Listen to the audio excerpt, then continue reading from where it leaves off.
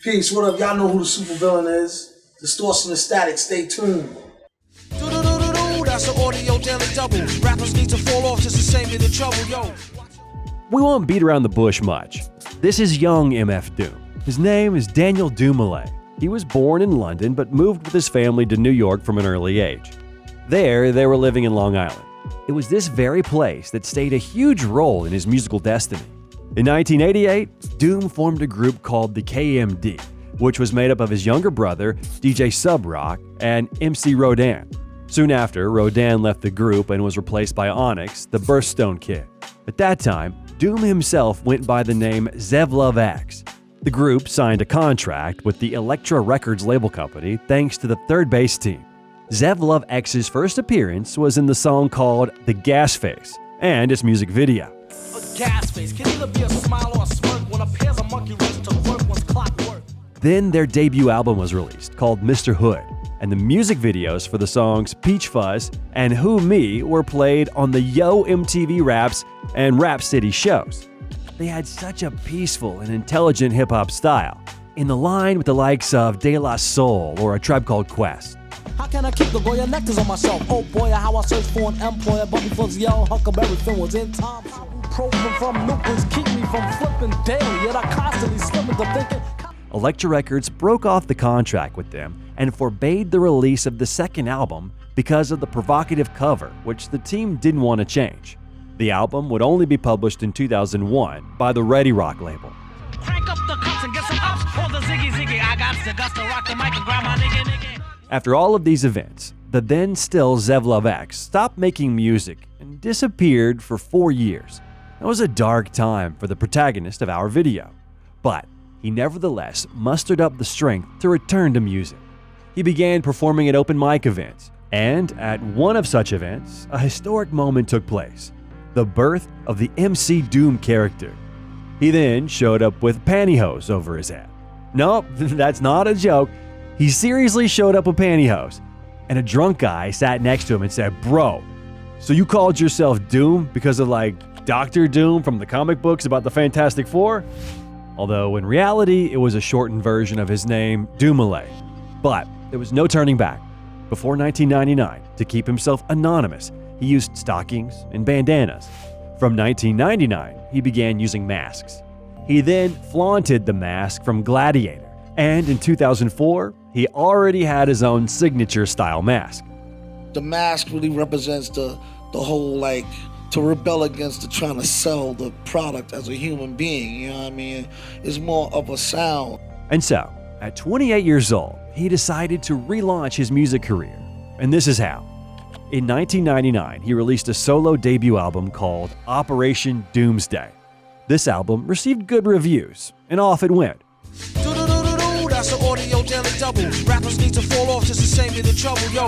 The one who mostly keep cash but brag about the broker time joker rhymes like the is you just happy to see me trick. MF Doom's discography is a confusing thing. He found it boring to tell stories from the point of view of just one character, so he made up a few of them. For example, the MF abbreviation stands for Metal Face Doom and Metal Fingers Doom. The former raps while the latter produces. You can hear the latter in Special Herbs, which he will go on to release 9 volumes of over the course of his career. One of Metal Fingers' main features is that each track is named in honor of a particular herb.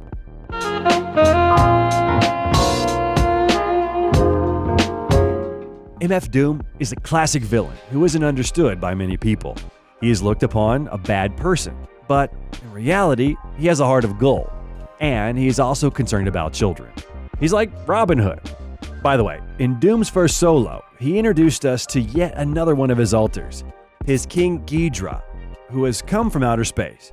The name is of the 3-headed golden dragon who used to always fight with Godzilla. He's the strongest of all the characters, and here he is, precisely a villain in its purest form. He can be heard on the track Red and Gold. He's the villain with the $1 million voice throat trick. He's like a ventriloquist with his fist in the speaker. He channels the information to Doom in order for Doom to produce and whatnot. So Doom he gets the message from Ghidra.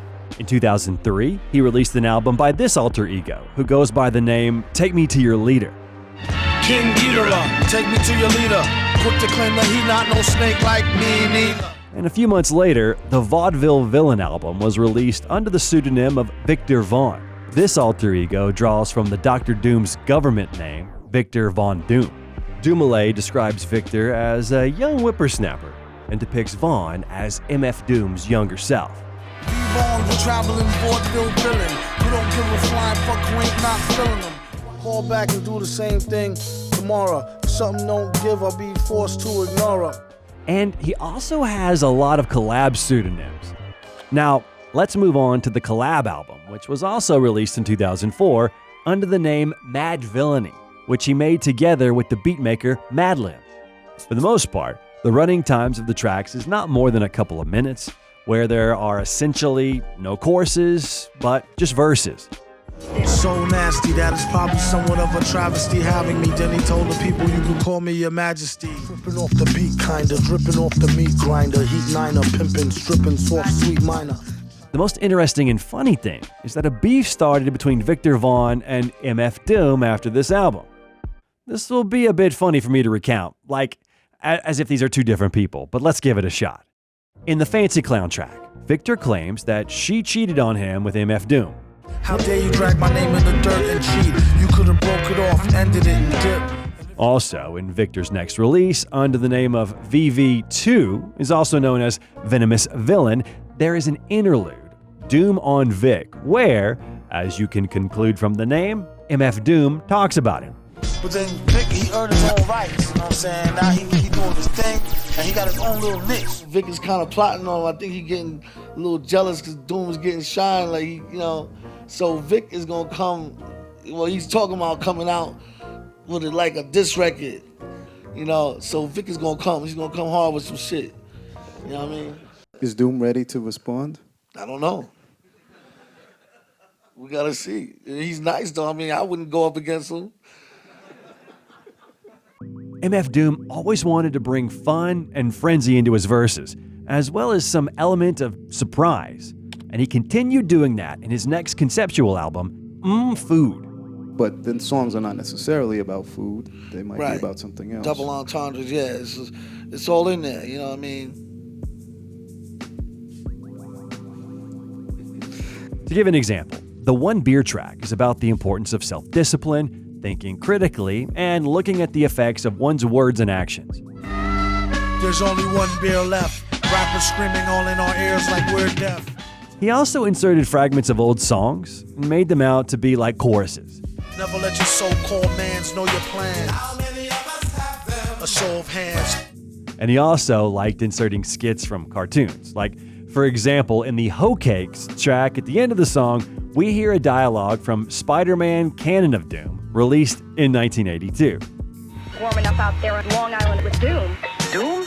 Here in New York? They're on his Long Island estate with Dr. Doom. Doom? Here in New York?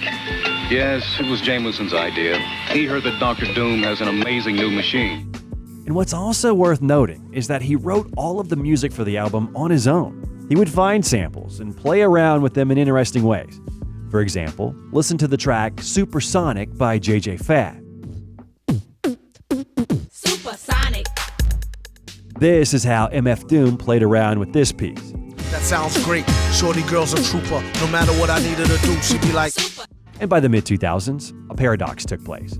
The person who was completely anonymous and hid behind his characters and never wanted to talk about his personal life, in the end, became one of the most recognizable people in hip-hop and a great marketing expert. And if someone's interested as to why he decided to be anonymous, the answer is very simple. I quote, "I like to separate my situation, my home and family life. I draw inspiration from it, but the people I know in the neighborhood don't even know what I do. I'm just a dude who lives right there, or the dude down the street that comes into the store. I need my life. I'm not trying to change my life for this rap shit. For real. Definitely not. Come on. Not when you can do both. I enjoy music, make music. I make money with this music, live off music, share music, but you still need to have your life." Even when he was asked to say something about himself, he had no such answers. I drink water every day. I try to make sure I drink at least a liter of water every day. I love flowers. I love plants. flora things, trees, things that are of nature. I love purple. The color purple is my color. In short, Dumoulin made up his own heroes, his own universe, his own sound aesthetic, and it worked like a charm. And because of it, the Adult Swim company took an interest in him. Adult Swim shows cartoons for adults, where characters smoke, cuss, and stuff of that nature. MF Doom's voice could be heard in various cartoons and some other content. Okay, cut. Girl, you know what? You need to sex this song up, son. You know what I'm saying? Welcome to the Andy Williams Christmas Special.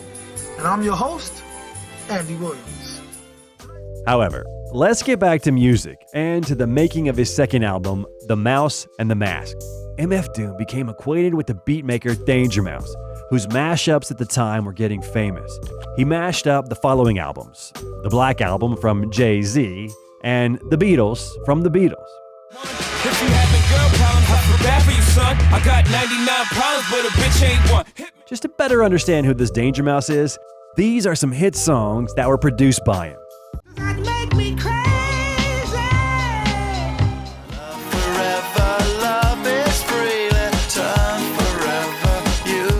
By the way, if you want a video about Gorillaz, then let us know in the comments and hit the like button.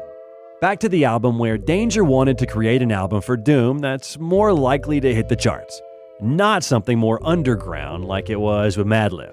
Like jump rope, double dutch, then turn on the mic with a thumb stroke, subtle touch, cuddle clutch. If a wink is as good as a nod to a blind horse, of course his technique was from a divine source. And, by the way, once more about Gorillaz.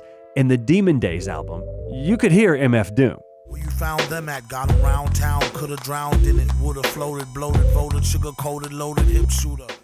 What's remarkable is that was one of the greatest feats in Doom's career.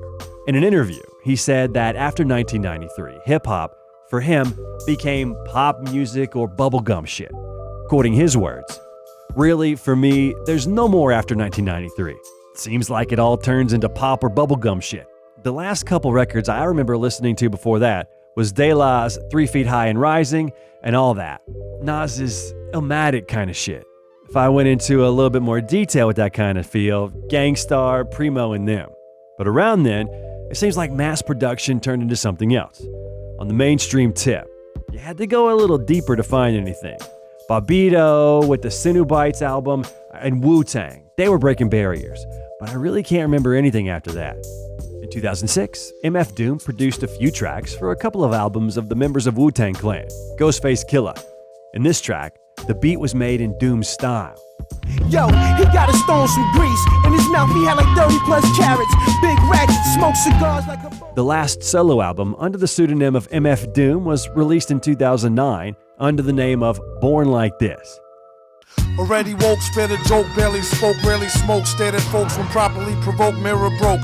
Villain man never ran with krills in his hand and won't stop rocking till he clocked in a gazillion grand. In 2010, he couldn't return to the States after his European tour. The whole thing is that Dumoulin never became a naturalized citizen, so he acquired a British passport prior to his tour. After completing the tour later that year, he was refused re-entry to the United States. The European tour was only his second international tour, and he had previously avoided leaving the United States. He had believed that he would be able to secure re-entry based on his long-term residency and family connections. The denial of re-entry forced Dumoulin apart from his wife and children, and for nearly 2 years he saw them only via video calls or during their brief visits to the United Kingdom. They were reunited when his family moved to London in 2012, and Dumoulin said he was done with the United States and started residing in Leeds. Many of the artist's fans were angry at the US government for the fact that this issue was never resolved, even though Obama himself added him to his list of favorite songs of the year in 2022, and Biden included the track Coffin Nails in his inauguration playlist. One user said, "Insulting that the Obama administration deported MF Doom and then Joe Biden puts him on his inauguration playlist." In October 2020, Dumoulin was admitted to St. James University Hospital in Leeds, England, after suffering respiratory problems. On October 31st, he died from angioedema, a rare reaction to a blood pressure medication he had been recently prescribed. He had suffered from high blood pressure and kidney disease. Due to the COVID-19 lockdown, Dumoulin wife Jasmine was not allowed to visit him in the hospital until the day of his death. Jasmine announced Dumoulin's death on December 31, 2020. The cause of death was not announced until July 2023. After it became known that he had passed away, the internet was filled with grief. A huge number of rappers admitted that they were fans of MF Doom. After the supervillain's death, MF Doom became a superhero. And as they say, superheroes never die. Rest in peace, Dumoulin Daniel Thompson. I am the super motherfucker villain. I'm sure y'all know that though, right? It's really me. It's really me. Yo. The next video that I recommend you watch is the heartbreaking story of Craig Mack. Thanks everyone for watching. Subscribe to the channel and see you soon.